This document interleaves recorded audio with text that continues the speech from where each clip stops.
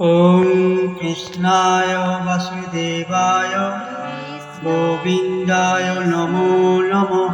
সাংখ্যযোগ দ্বিতীয় পর্ব। দেহি নহস্মিন যথা দেহে কৌমারং যৌবনং জরা তথা দেহান্তর প্রাপ্তি ধীরস্তত্র ন মুচ্যতি।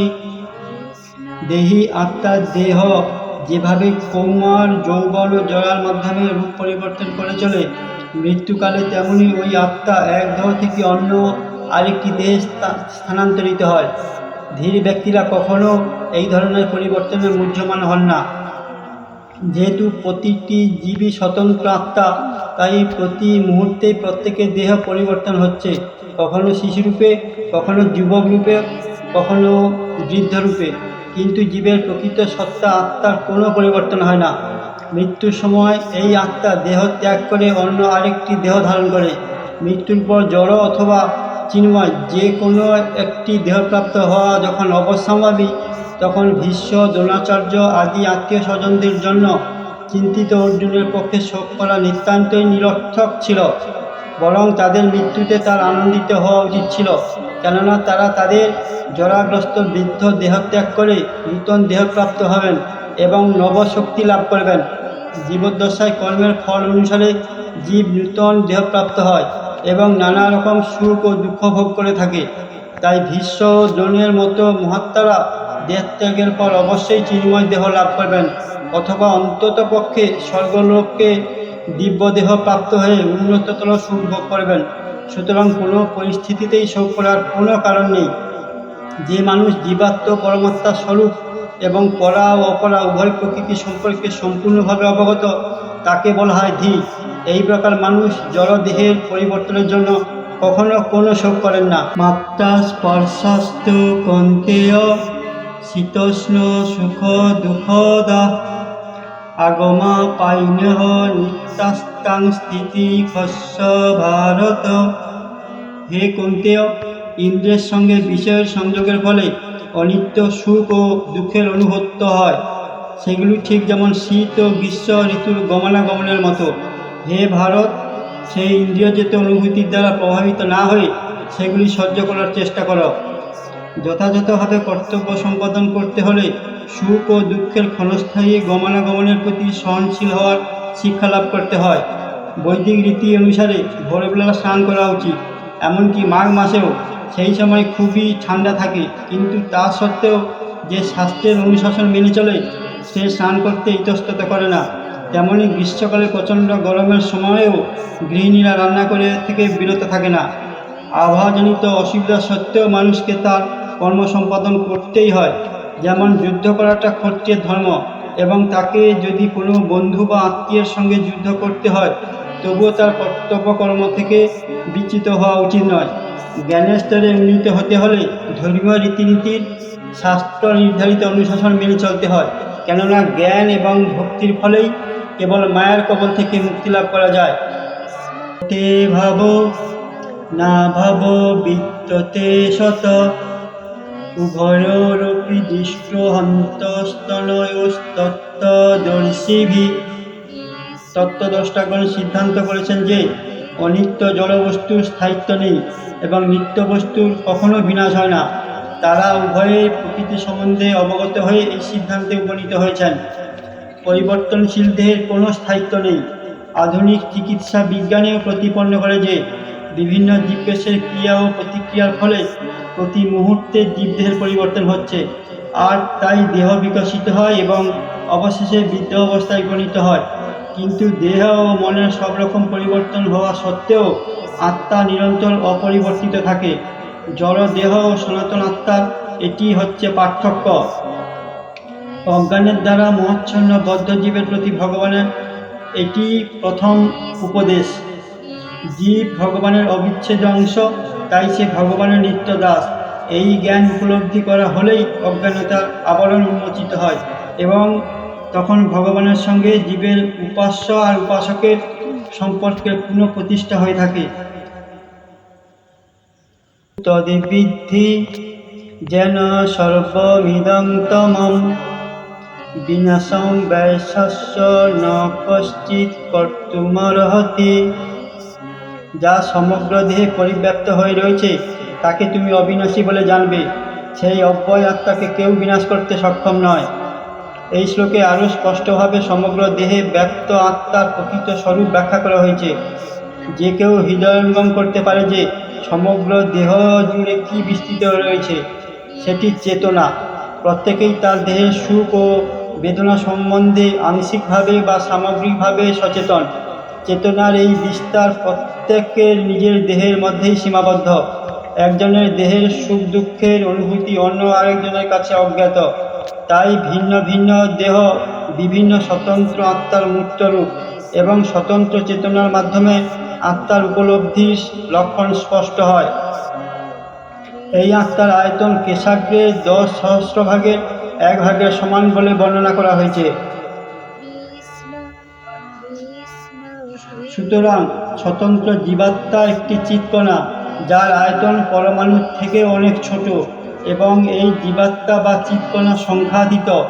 এই অতি সূক্ষ্ম চিৎকণাগুলি জড়দেহের মূল তত্ত্ব। কোনো ওষুধের প্রভাব যেমন দেহের সর্বত্র ছড়িয়ে পড়ে, এই চিৎকণা বা স্ফুলিঙ্গের প্রভাব তেমনি সারা দেহ জুড়ে বিস্তৃত থাকে।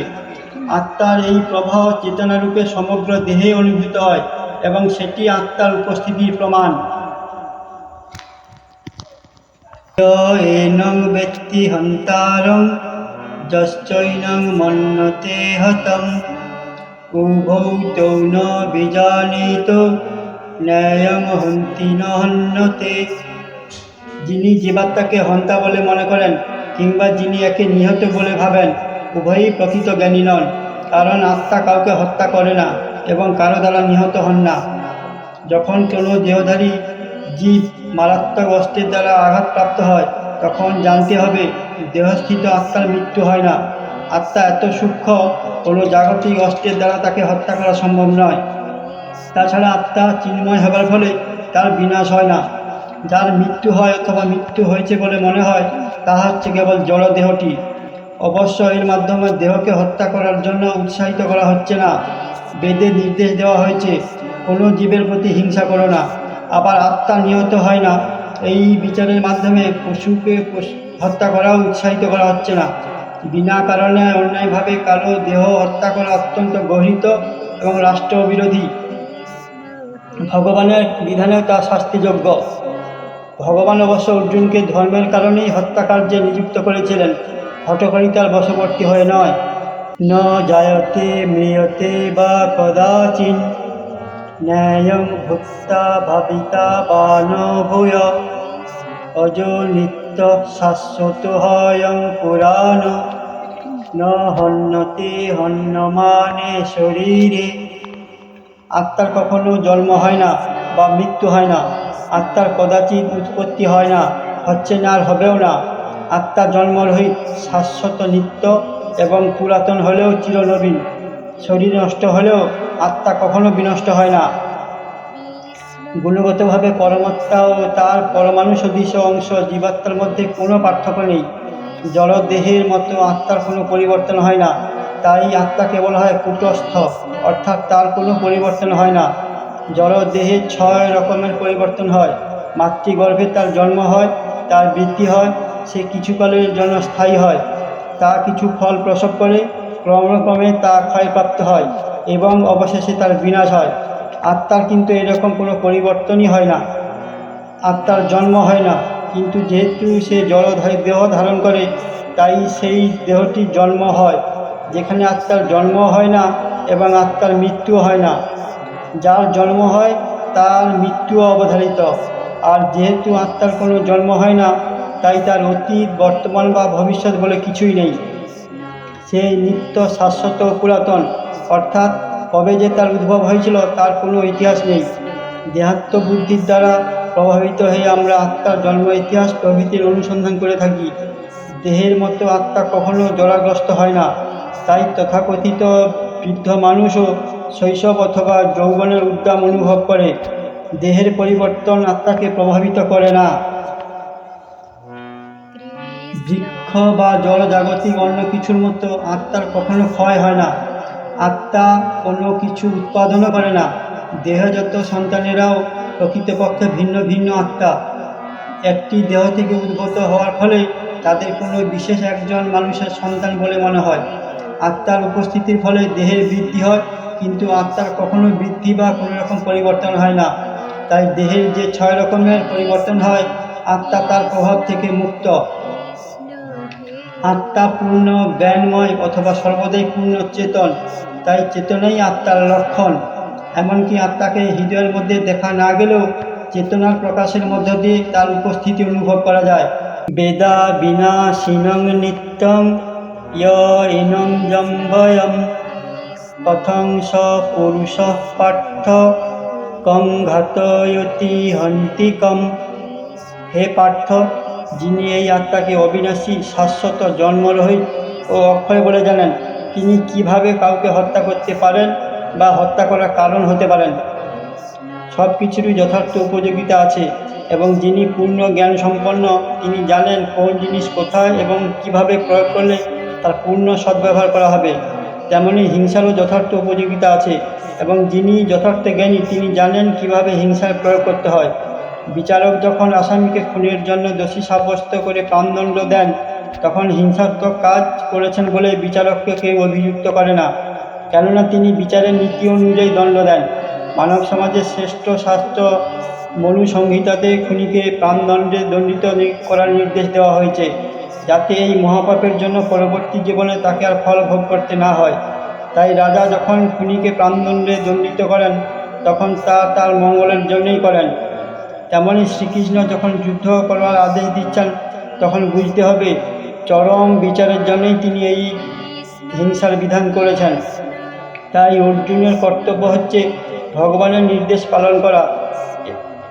কৃষ্ণের জন্য যুদ্ধ করার এই ধরনের কার্যকলাপ কখনোই হিংসাত্মক নয়, যেহেতু তার ফলে মানুষের তথা আত্মার বিনাশ হয় না। সুতরাং সুবিচারের স্বার্থেই তথাকথিত হিংসাত্মক কার্যকলাপের অনুমতি দেওয়া হয়েছে। বাসাংসি জীর্ণানি যথা বিহায় নবানি গহনাতি নরহ পরাণি তথা শরীরানি বিহায় জীর্ণান্য নানি সংজাতি নবানি দেহি। মানুষ যেমন জীর্ণ বস্ত্র পরিত্যাগ করে নূতন বস্ত্র পরিধান করে, দেহীও তেমন জীর্ণ দেহ ত্যাগ করে নূতন দেহ ধারণ করে। পরমাণু সদৃশ জীবাত্মার এক দেহ ছেড়ে আরেক দেহ ধারণ করার তথ্যটি সর্বজন গ্রাহ্য। এমনকি আধুনিক যুগের বৈজ্ঞানিকেরা, যারা আত্মার অস্তিত্বে বিশ্বাস করে না, অথচ হৃদয় থেকে সঞ্চালিকা শক্তির ব্যাখ্যা দিতে পারে না, তারাও দেহ পরিবর্তনের কথা স্বীকার করতে বাধ্য। এই পরিবর্তনের ফলেই দেহে শৈশব, যৌবন ও বার্ধক্য দেখা দেয়। বার্ধক্যের পর আত্মা অন্য দেহ ধারণ করে। পরমাত্মার কৃপার ফলে জীবাত্মা ভিন্ন ভিন্ন দেহ প্রাপ্ত হয়। একজন বন্ধু যেমন আরেকজন বন্ধুর মনোবাঞ্ছা পূর্ণ করে, পরমাত্মাও তেমন অণু আত্মার মনোবাঞ্ছা পূর্ণ করে। আত্মা ও পরমাত্মাকে একই গাছে বসে থাকা দুটি পাখির সঙ্গে তুলনা করা হয়েছে। তাদের মধ্যে একটি পাখি জীবাত্মা, সেই গাছের ফল খাচ্ছে, অন্য পাখিটি শ্রীকৃষ্ণ কেবল বন্ধুকে পর্যবেক্ষণ করে চলেছে। এই দুটি পাখি গুণগতভাবে যদিও এক, তবুও তাদের মধ্যে একজন জড়জাগতিক গাছের ফলের প্রতি আকৃষ্ট, আর অন্যজন তার বন্ধুর কার্যকলাপ কেবল পর্যবেক্ষণ করে চলেছে। শ্রীকৃষ্ণ সাক্ষীরূপ পাখি, আর অর্জুন ফল আহারে রত পাখি। যদিও তারা একে অপরের বন্ধু, তবুও তাদের একজন প্রভু এবং অন্যজন ভৃত্য। পরমাত্মার সঙ্গে তার এই সম্পর্কের কথা ভুলে যাবার ফলেই জীবাত্মা এক গাছ থেকে আরেক গাছে অথবা এক দেহ থেকে আরেক দেহে ঘুরে বেড়ায়। এই জড়দেহরূপ বৃক্ষে জীবাত্মা কঠোর সংগ্রাম করছে, কিন্তু যে মুহূর্তে সে অন্য পাখিটি পরম গুরুরূপে গ্রহণ করতে সম্মত হয়, যেভাবে অর্জুন শ্রীকৃষ্ণের উপদেশ লাভের জন্য স্বতঃস্ফূর্তভাবে তার কাছে আত্মসমর্পণ করতে সমর্থ হয়েছিল, তৎক্ষণাৎ অধীন পাখিটি সমস্ত শোক থেকে মুক্ত হয়। নং ছিন্দন্তি শস্ত্রাণি নৈনং দহতি পাবক ন চৈনং ক্রীডয়ন্তাপ ন শোষয়তি মারুত। আত্মাকে অস্ত্রের দ্বারা কাটা যায় না, আগুনে পোড়ানো যায় না, জলে ভেজানো যায় না বা বায়ুর দ্বারা শুষ্ক করাও যায় না। তো হয়ং দাহ্য হয়ং কৃদোহ শস্য এব চ নিত্য সর্বগত স্থানুরো চলো হয়ং সনাতন। এই আত্মা অচ্ছেদ্য, অধার্য, অক্লেদ্য ও অশস্য। আত্মা চিরস্থায়ী, সর্বব্যাপ্ত, অপরিবর্তনীয়, অচল ও সনাতন। পারমাণবিক আত্মা এই সমস্ত গুণাবলী অনিবার্যভাবে প্রমাণ করে যে সে অবশ্যই পরমাত্মার পরমাণু সদৃশ অংশ এবং সে নিত্যকাল অপরিবর্তিতভাবে একই পরমাণুরূপে বর্তমান থাকে। এক্ষেত্রে অদ্বৈতবাদদের তত্ত্ব প্রয়োগ করা খুবই কঠিন, কারণ জীবাত্মা কখনোই পরমাত্মার সঙ্গে এক হতে পারে না। জড়কলুষ থেকে মুক্ত হবার পর জীবাত্মা ইচ্ছা করলে ভগবানের দেহ নির্গত ব্রহ্মজ্যোতিতে চিৎকণা রূপে বিরাজ করতে পারে, কিন্তু বুদ্ধিমান জীবাত্মেরা ভগবান ধামে প্রবেশ করে ভগবানের সহচর্য লাভ করেন। হীন বাথয়ন্তেতে পুরুষং পুরুষর্ষভ সম দুঃখ সুখং ধীরং সহ মৃতত্যায় কল্পেতে। হে পুরুষর্ভ, যে জ্ঞানী ব্যক্তি সুখ ও দুঃখের দ্বারা বিচলিত না হয়ে উভয় অবস্থাতেই অপরিবর্তিত থাকেন, তিনি মুক্তিলাভের অধিকারী। যে মানুষ সুখ এবং দুঃখে সম্পূর্ণ অবিচলিত থেকে তার পারমার্থিক উন্নতি সাধন করতে দৃঢ় প্রতিজ্ঞ হন, তিনি অবশ্যই মুক্তিলাভের যোগ্য হন। বর্ণাশ্রম ধর্মের চতুর্থ আশ্রম সন্ন্যাস অত্যন্ত কষ্ট সাপেক্ষ পথ, কিন্তু যিনি তার জীবনকে সার্থক করে তুলতে চান তিনি সমস্ত রকম অসুবিধা সত্ত্বেও এই সন্ন্যাস আশ্রম অবলম্বন করেন। অসুবিধার উদ্ভব হয় প্রধানত স্ত্রী পুত্রের সঙ্গে সম্পর্ক ত্যাগ করে পারিবারিক বন্ধন ছিন্ন করার জন্য, কিন্তু যিনি এই বন্ধন থেকে মুক্ত হতে পারেন নিঃসন্দেহে তার পারমার্থিক জীবন সার্থক হয়ে ওঠে। ঠিক তেমনি অর্জুনকে তার খাদ্যধর্ম পালন করার জন্য আরও বেশি অধ্যবসায়শীল হওয়ার উপদেশ দেওয়া হয়েছে। যদিও আত্মীয় স্বজন বা প্রিয়জনদের সঙ্গে যুদ্ধ করা ছিল অত্যন্ত দুঃখদায়ক এবং কষ্ট সাপেক্ষ। অন্তবন্ত ইমে দেহ নিত্যসক্ত শরীরিণ অনাশিনঃ প্রমেয়স্য তস্মাৎ যুদ্ধস্য ভারত। অবিনাশী, অপরিমেয় ও শাশ্বত আত্মার জড়দেহ অবশ্যই বিনাশশীল। অতএব হে ভারত, তুমি যুদ্ধ করো। জড়দেহের ধর্মই হচ্ছে বিনাশপ্রাপ্ত হওয়া। তা এই মুহূর্তের বিনাশ হতে পারে অথবা 100 বছর পরেও হতে পারে। এটি কেবল সময়ের অপেক্ষা।